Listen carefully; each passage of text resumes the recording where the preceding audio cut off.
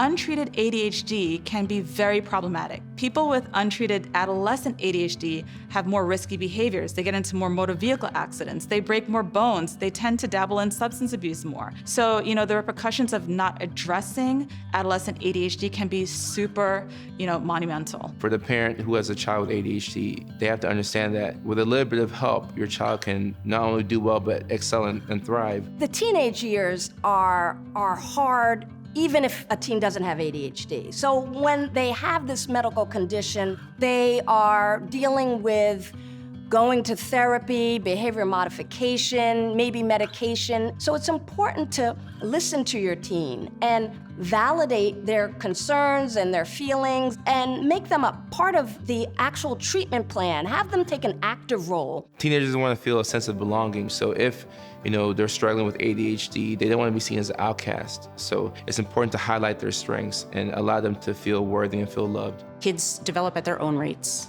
You can't expect every kid to be the same. These kids definitely respond better to structure and routine. It helps to do the same things in the same order. Remember, ADHD has the organizational, the planning, the time management aspect. So use visual reminders that everyone in the family can use. Make it a family culture rather than focusing on one person so they don't feel bad about themselves. For parents of younger kids with ADHD, start the organizational skills training now.